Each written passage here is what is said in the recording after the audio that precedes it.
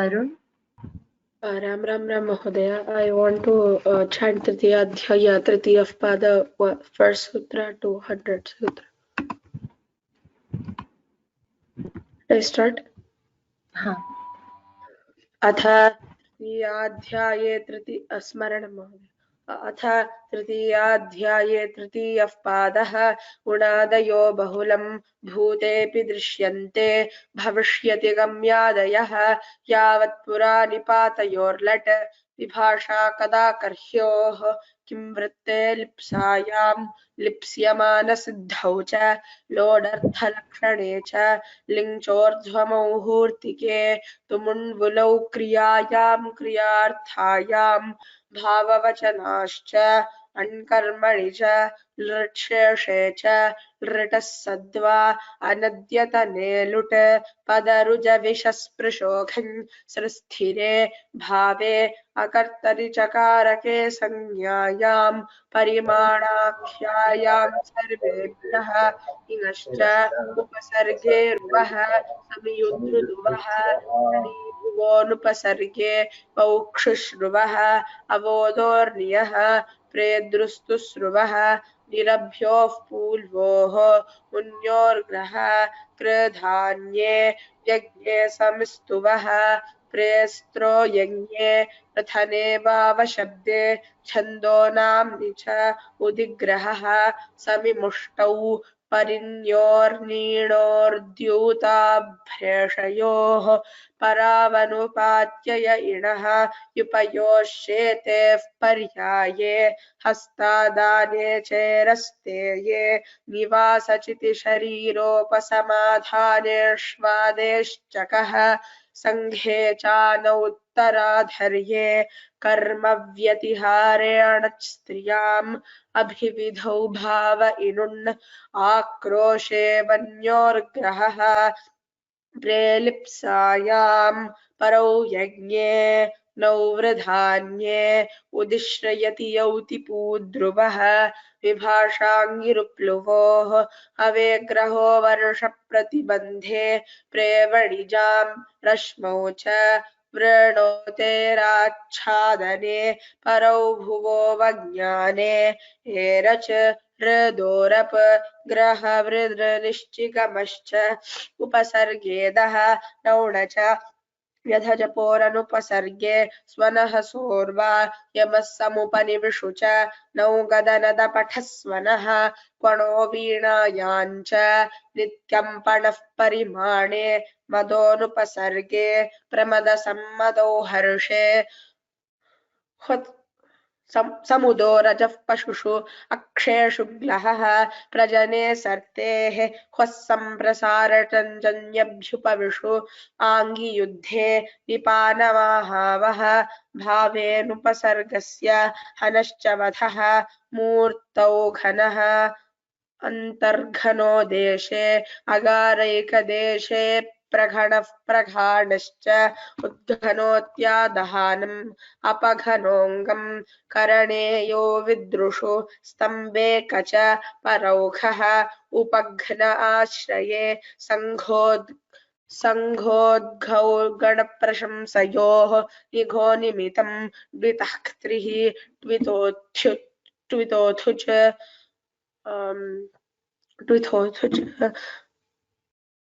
यजया च यत विच्छप्रच्छरक्षोणङ् स्वपोनन् उपसर्गे घोःकिः कर्मण्यधिकरणे च स्त्रियाङ्क्तिन् स्थागापापचो भावे मन्त्रे वृषेशपचमनविदभूवीरा उदात्तः ऊति यूति जूति साति हेति कीर्तयश्च प्रजयजोर्भावे क्यप क्रियश्च च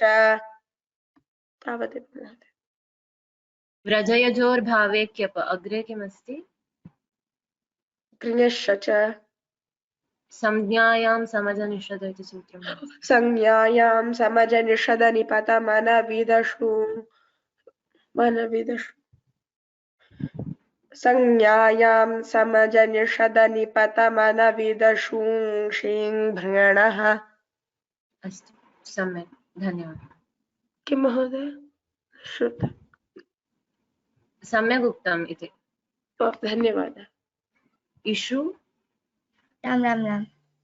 राम उणादयो बहुलं भूतेऽपि दृश्यन्ते भविष्यति गम्यादयः यावत् पुरा निपातयोर्लट् विभाषा कदा कर्ह्योः किं वृत्ते लिप्सायां लिप्स्यमानसिद्धौ च लोडर्थलक्षणे च लिङ्चोर्ध्वमौहूर्तिके तुमुन्वुलौ क्रियायां क्रियार्थायां भाववचनाश्च अण्कर्मणि च लृट्शेषे च लुटः सद्वा अनद्यतने लुट् पदरुजविषस्पृशोऽघि सृस्थिरे भावे अकर्तरि च कारके संज्ञायां परिमाणाख्यायां सर्वेभ्यः इङश्च उपसर्गे रुवः संयुद्रुदुवः क्षिणीभुवोनुपसर्गे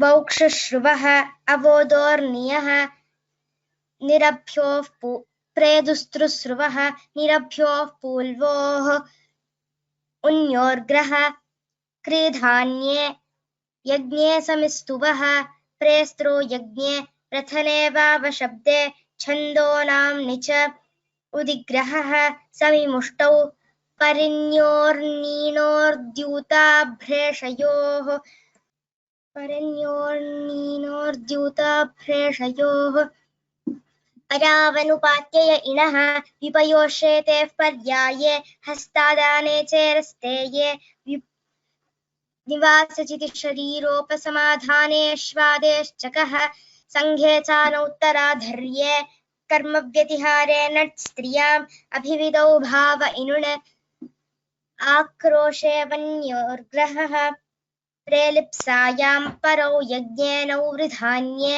उदिश्येति यौतिपूद्रुवः विभाषाङ्निरुप्लुवोः अवेग्रहो वर्षप्रतिबन्धे प्रेवणिजां रश्मौ च वृणोतेराच्छादने परौ भुवो वज्ञाने। तावदेव महोदय। राम राम राम। सम्यक् उक्तं। रामकृष्णन् महोदय अस्ति वा? अस्तु। सुमति सुब्रह्मण्यम्। नमस्ते महोदय, श्रूयते महोदय? From 100 श्रूयते वा? श्रूयते न श्रुतं? रामकृष्ण? आं महोदय, श्रूयते।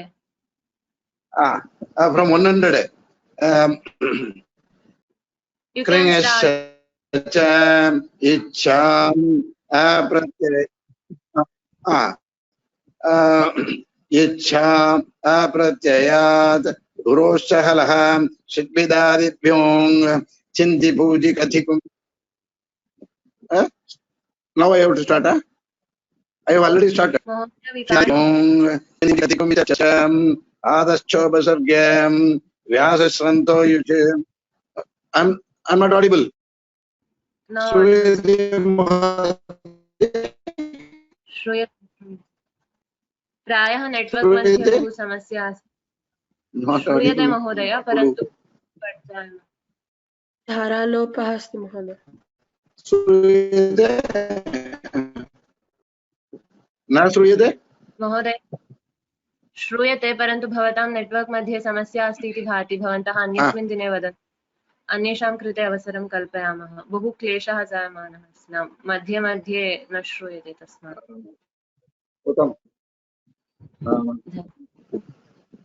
उत्तमम् भगिनि। अग्रिमे दिने अहं वदामि। एवं, धन्यवादः। सुमति भगिनी वदामि तर्हि? हाँ, कण्ठस्थीकरणं पारायणं। कण्ठस्थितिः महोदय, कण्ठस्थितिः एव। अस्तु, ध्वनि सम्यक् श्रूयते किल? वातायन श्रूयते। अस्तु अस्तु।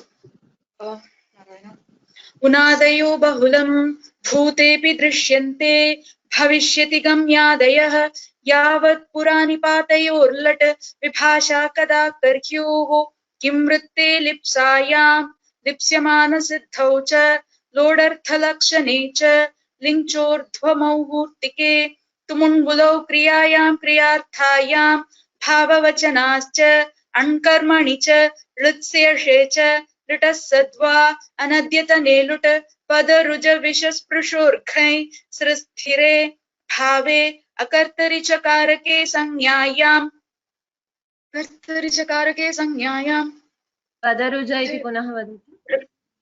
पदरुजविषस्पृशोर्घै स्पृशोघै रेफः नास्ति।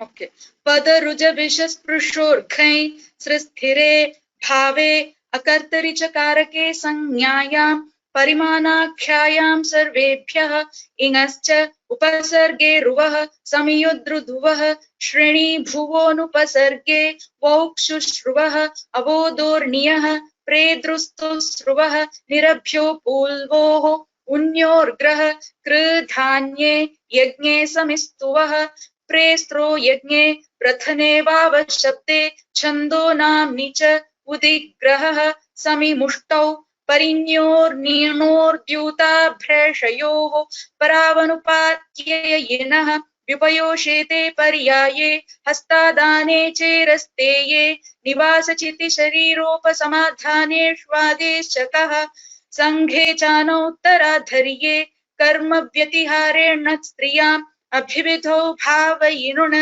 आक्रोशे वन्योर्ग्रहः प्रेलिप्सायां परौ यज्ञे नौरधान्ये उदिश्रयति यौतिपो ध्रुवः विभाषाङिरुप्लुवोः अवेग्रहो वर्षप्रतिबन्धे प्रेवणिजां रश्मौ च वृणोतेराच्छादने परो भुवो वज्ञाने एरच ऋदोरप ग्रहवृदृनिश्चिगमश्च उपसर्गे दः नौण च व्यथजपोरनुपसर्गे स्वर्णः सोर्वा यमः समुपनिविषु च नौ गदनदपठ स्वर्णः पणौ वीणायां च नित्यं पणः परिमाने मदोनुपसर्गे प्रमदसम्मदौ हर्षे समुदो रजपशुषु अक्ष्येषु ग्लहः प्रजने सर्तेः क्व सम्प्रसारणं च न्यभ्युपविषु आङि युद्धे निपानमाहावः भावेनुपसर्गस्य मूर्धनश्च वधः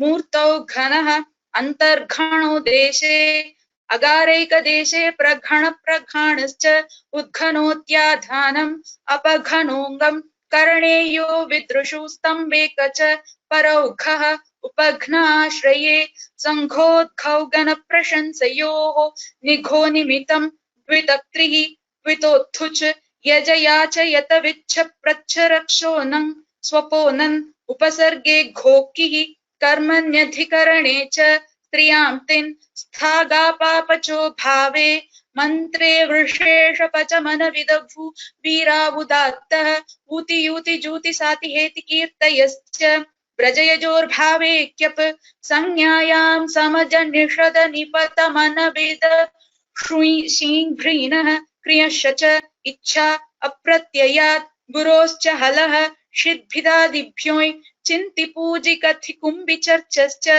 आतश्चोपसर्गे न्यासश्रन्थो युच रोगाख्यायां मुल्बहुलं संज्ञायां विभाषाख्यान परिप्रश्नयोरिञ्च पर्यायार्हणोत्पत्तिषुण्मुच आक्रोशेन यनिः कृत्यल्युटो बहुलं नपुंसके भावेक्तः ल्युच्च कर्मणि च येन संस्पर्शात् कर्तृशरीरसुखं करणाधिकरणयोश्च पुंसि संज्ञायाङ्घप्रायेण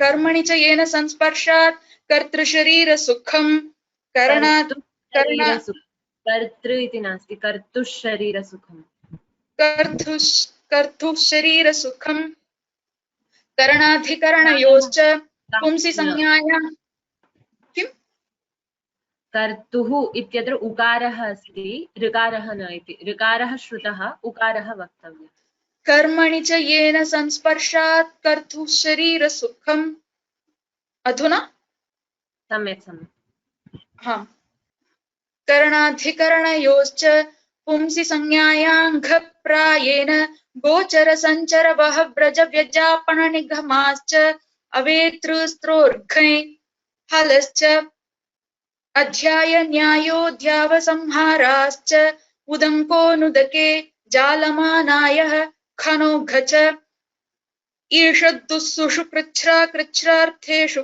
खल् कर्तृकर्मणोश्च भूक्रियोः आतो युच भविष्यति छन्दसि गत्यर्थेभ्यः अन्येभ्योऽपि दृश्यते वर्तमानसामीप्ये वर्तमानवद्वा आशंसायां भूतवच्च क्षिप्रवचनेर्लिट् आशंसावचने लिङ् नानद्यतनवत् क्रियाप्रबन्धसामीप्ययोः भविष्यति मर्यादावचने वरस्मिन् कालविभागे चानहोरात्राणां परस्मिन् विभाषा लिङ् निमित्ते लिङ् क्रियातिपत्तौ भूते च विधिनिमन्त्वोताप्योः गर्हायां लडपि जात्वोः विभाषा कथमि लिङ् च किं वृत्तेर्लिङ् लिटौ अनवक्लृत्यमर्षयो किं वृत्तेऽपि किङ्किलास्त्यर्थेषु लिट्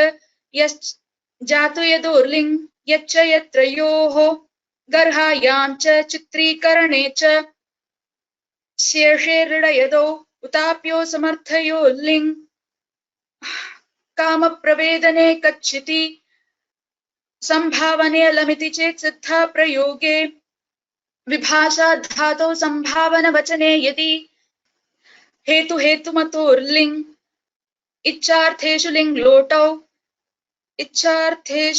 लोटौ समानकर्तृकेषु तुमुन् लिङ् च इच्छार्थेभ्यो विभाषा वर्तमाने विधिनिमन्त्रणामन्त्रणाधीष्ट सम्प्रश्न प्रार्थनेषु लिङ् लोच प्रैषाति सर्गप्राप्तकालेषु कृत्याच्च लिङ्चोर्ध्वमौहूर्तिके स्मे लोट् अधीष्टे च कालसमयवेलासु तुमुन् लिङ् यदि अर्हे कृत्यत्रचश्च आवश्यकाधमर्ण्ययोर्निनिः कृत्याश्च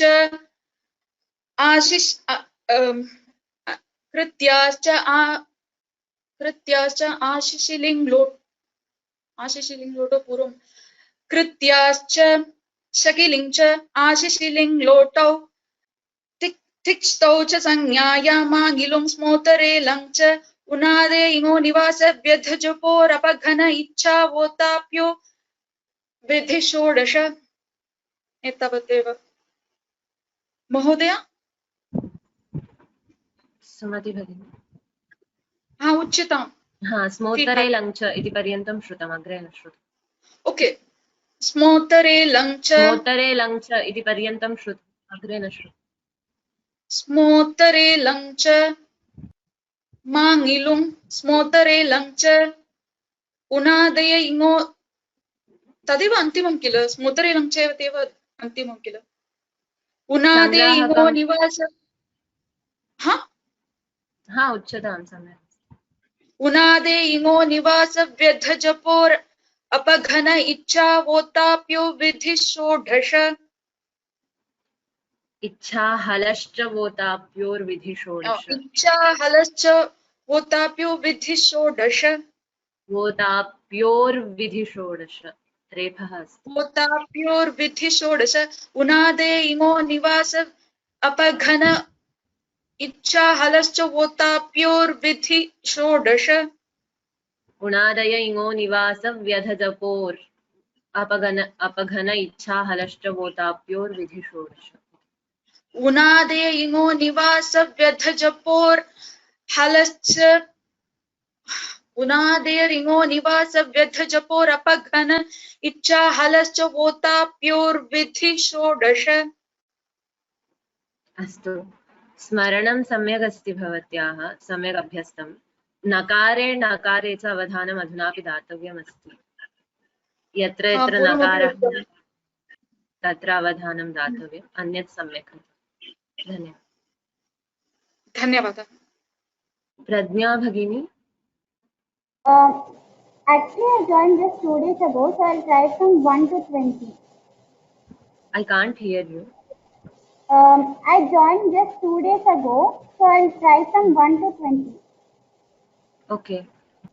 उनादयो बहुलं भूतेऽपि दृश्यन्ते भविष्यति गम्यादयः यावत् पुरानिपातयोर्लट विभाषा कदा कर्त्योः किं वृत्ते लिप्सायां लिप्स्यमानसिद्धौ च लोडर्गलक्षणी च लिङ्चोर्गमौ भूत्तिके तुमुन्मुलौ क्रियायां क्रियार्थायां भाववचनाश्च अन्तर्मणि च दृक्शेषे च दृटः सद्व अनद्यतने लुट पदरुजविषस्पृशोगै स्थिरे भावे अकर्तरि च कारके संज्ञायां परिमाणाख्यायां सर्वेभ्यः इञश्च। धन्यवादः। सम्यक् उत्तमं, धन्यवादः। मीनाक्षी भगिनी, मीनाक्षी अस्ति वा?